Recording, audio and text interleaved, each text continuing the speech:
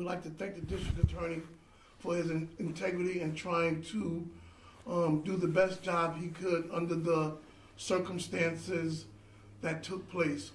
I'm with Miss Earlene Taylor and Yusef Eddington, Orlando's grandmother and brother, and we're just here to really talk about the state and the life that is justifiable to kill a young African-American male who is suffering with mental health issues.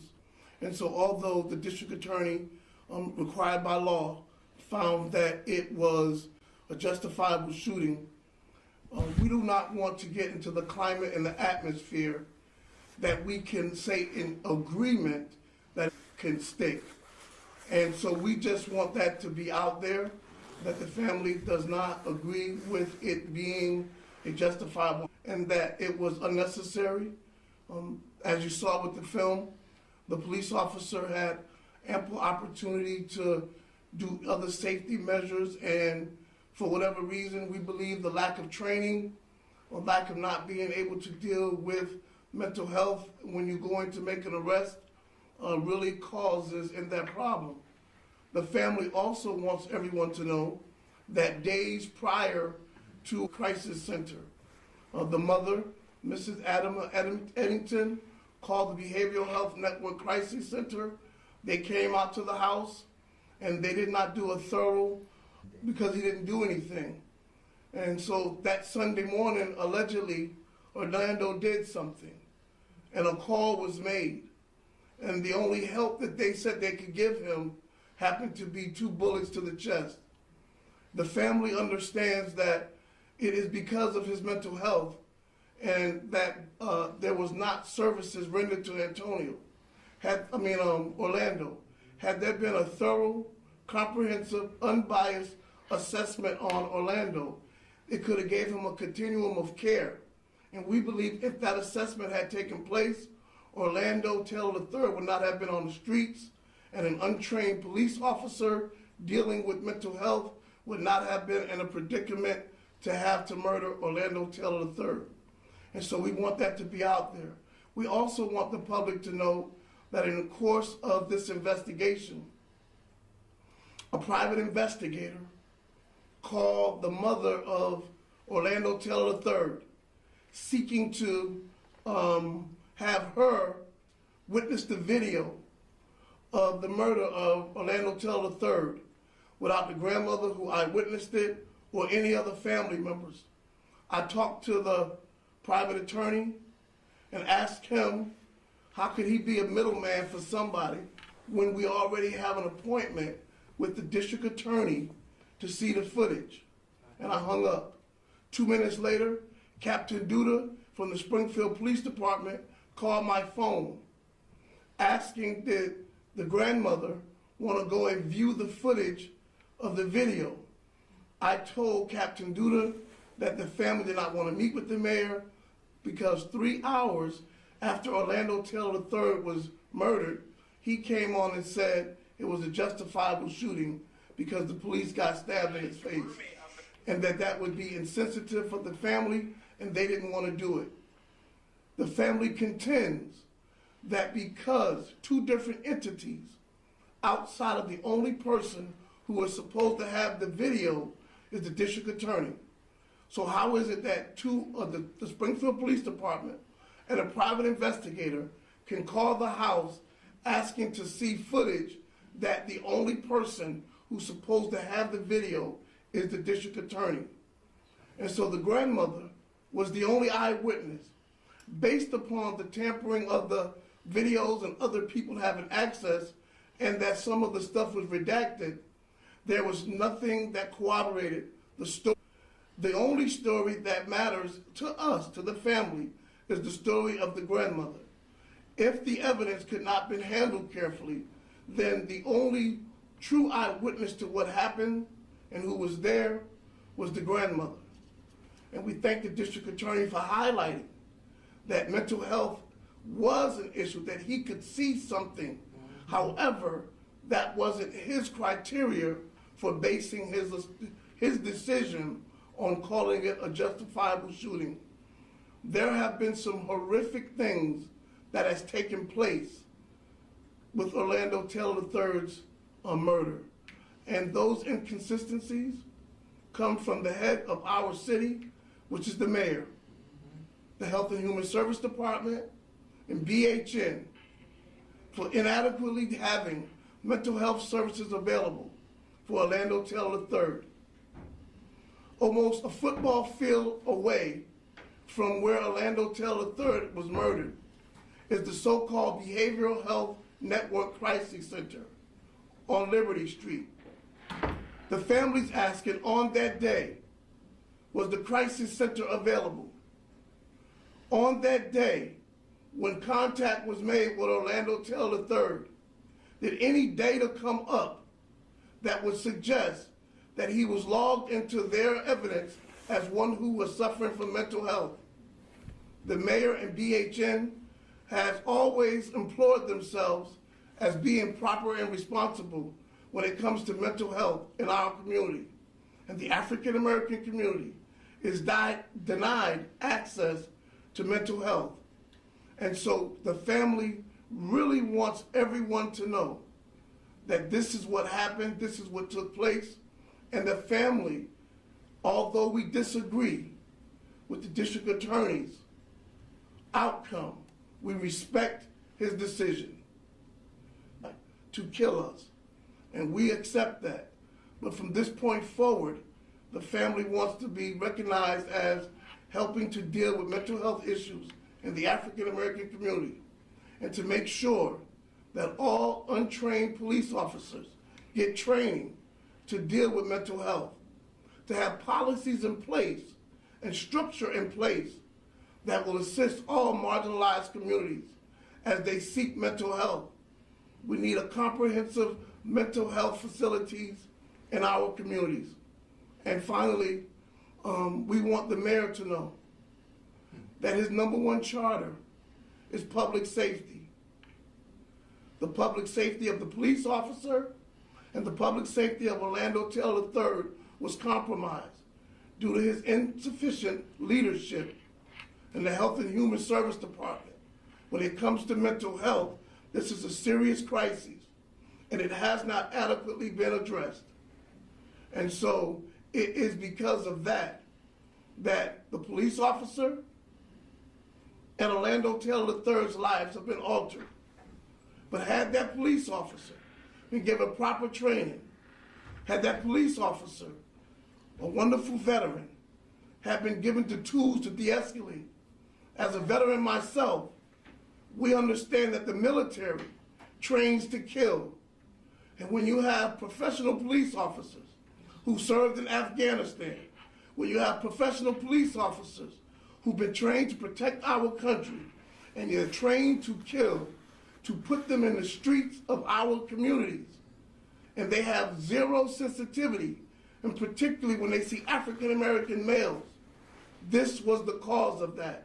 And so we want to use Orlando Taylor III's life as an example so that no other African American in the city of Springfield and across the world will ever be killed by police officers again, because they weren't given the fair opportunity to be trained in de-escalation and dealing with African American people.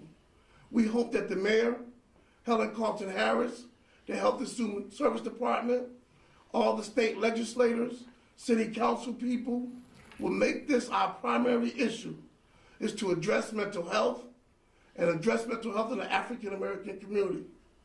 Also, the family want our community to know, the African American community, to know that we must address mental health issues, that we must take responsibility for our community and make sure that we are doing our job to make sure that we protect our young people.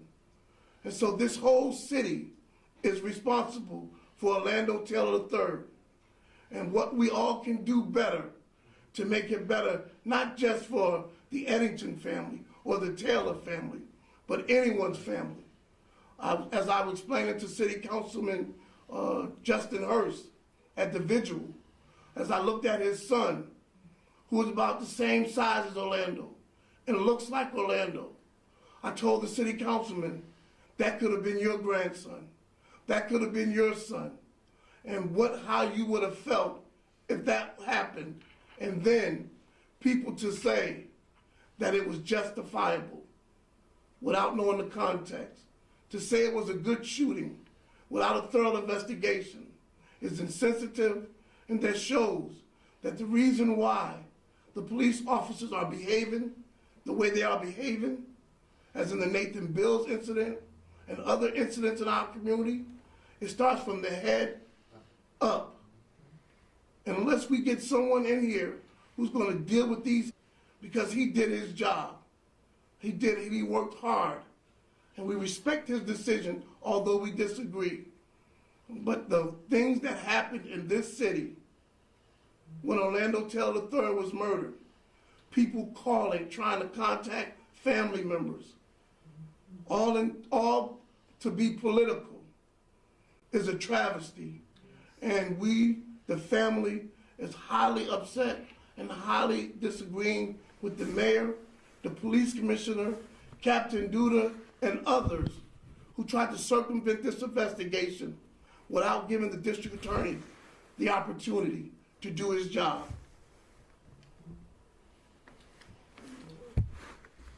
I would also like to say, coming out to Vigil, I was not expecting of the people that came. There were people who came to me and were telling me about their children.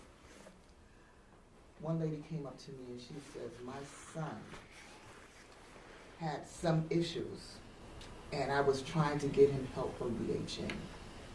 And she says, I didn't get it. And she says, he's in a mental hospital right now. There was another lady who I knew, I did daycare for her children. And she was saying that her son suffers from mental illness.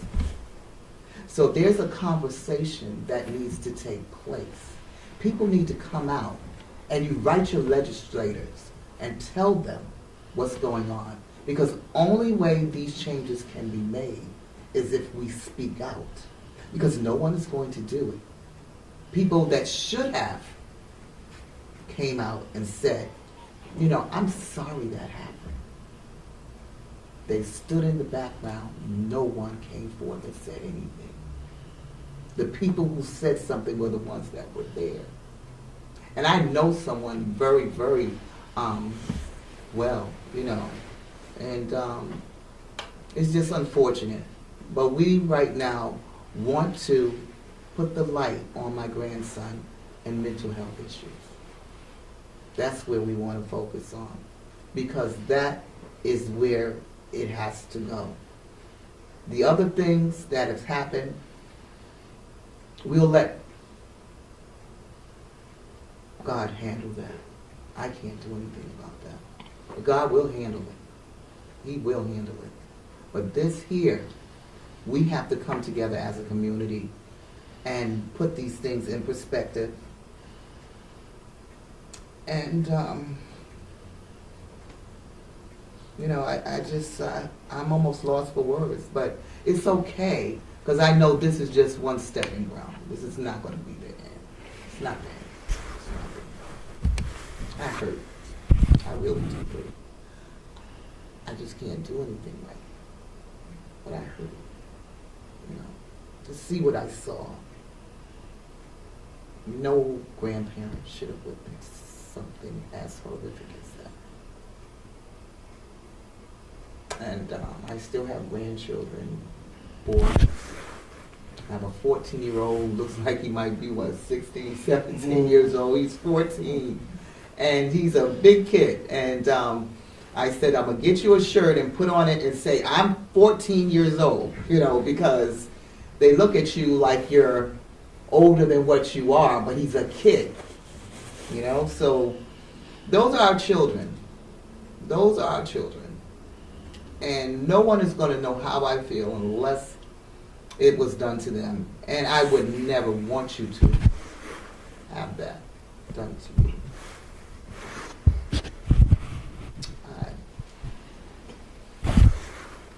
You know, one of the things that we're trying to highlight is what Miss Earlene just said about her 14-year-old son, grandson, who's a big young man, big healthy young man. We see a baby in the African American community, but when the police see our children, they see the Incredible Hulk. That's right. And to say that you have a gun, you've been trained in the military, That's right. in extensive hand-to-hand combat, and a 130-pound young child of 23 years of age, you said you felt fear for your life. If you have two officers with their guns out and they are still in fear of their life, they may be in the wrong profession.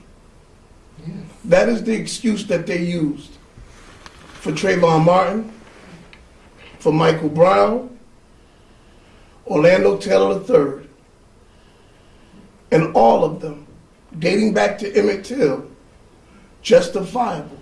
It is okay in America. Philando Castile, justifiable kill. There has never been a time in America that the police have killed an African American citizen and it has not been justifiable. We're the only community throughout the nation, when we get killed by the police, it is always something that we have done to make them in fear of their life. And that just does not make sense to us. However, this has been happening since 1619. What we're focused in on now is how we can bring this city together to deal with mental health. It is real, it is in our communities, it is in this city, and the city and the Health and Human Services, they're close to 90 unsolved homicides of African Americans and African Latinos in this city. Right now, maybe more. If you do your investigation on his tenure, you will see that public safety is public safety for everyone else. But in the African American community, public safety is not number one priority. It's either to lock us up or to kill us. And you have treatment centers in our community as I speak. You have sober houses, halfway houses, transitional housing, and all of them predominantly are other citizens besides for African Americans. So we want to highlight these things. We want to talk about them. We're not here to beat up on anybody, but we just wanted to express the truth, let everyone know what happened on that day. And had Orlando Taylor III got proper mental health treatment, he would be alive today. And it's about also too de-escalation. De-escalation. They chased my grandson up the street. He was past my home. So you're in pursuit.